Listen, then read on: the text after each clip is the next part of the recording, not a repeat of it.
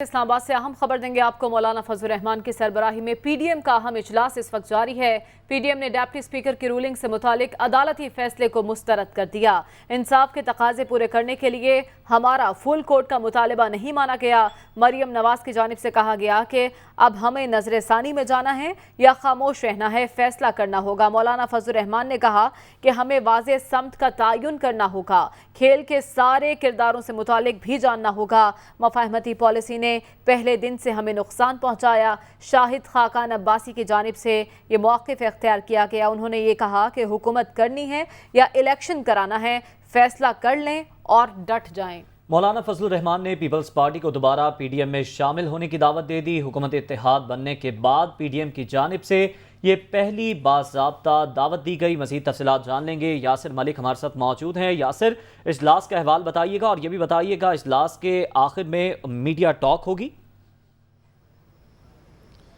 जी बिल्कुल, देखिए इस वक्त मौलाना फजलुर रहमान की ज़ेर सदारत पाकिस्तान डेमोक्रेटिक मूवमेंट का सरबराही इजलास इस वक्त मुस्लिम लीग नून के मरकज़ी सेक्रेटेरिएट में जारी है। इस इजलास में मुस्लिम लीग नून के शाहिद खाकान अब्बासी, मरियम नवाज़, मरियम औरंगज़ेब और दीगर अरकान जो हैं वो शरीक हैं। एक तो जब ये इजलास शुरू हुआ तो इस इजलास के शुरू में ही मौलाना फजलुर रहमान की जानिब से बाज़ाब्ता तौर पर दावत दी गई है पाकिस्तान पीपल्स पार्टी को कि वो दोबारा पाकिस्तान डेमोक्रेटिक मूवमेंट का जो है वो हिस्सा बने। और एएनपी को भी दावत दी गई है कि दोनों जमातें जो छोड़कर चली गई थी पीडीएम को, वो वापस आएँ और इसका हिस्सा बने। चूँकि अब हुकूमती इत्तेहादी जमात भी है पाकिस्तान पीपल्स पार्टी, तो दोबारा से मौलाना फजलुर रहमान की जानिब से दावत दी गई। और इस इजलास में नवाज़ शरीफ जो हैं वो वीडियो लिंक के ज़रिए और इसहाक डार जो वीडियो लिंक के ज़रिए शरीक हैं, जबकि वज़ीर आज़म शहबाज शरीफ भी वीडियो लिंक के ज़रिए शरीक हैं। जब ये इजलास में जो गुफ्तगू की गई है मरियम नवाज़ की जानिब से, उन्होंने कहा कि डिप्टी स्पीकर की रूलिंग के ख़िलाफ़ जो सुप्रीम कोर्ट का फैसला आया है उसको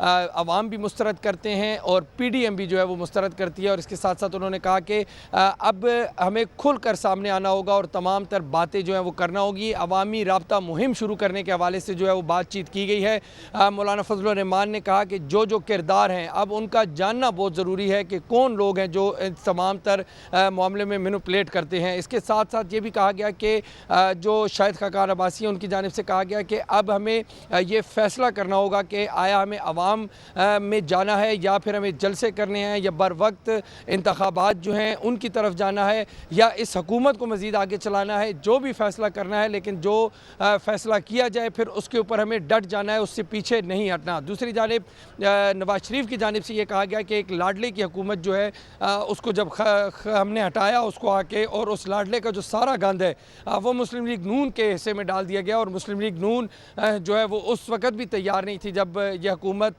के बारे में कहा जा रहा था कि हुकूमत संभाल ली जाए।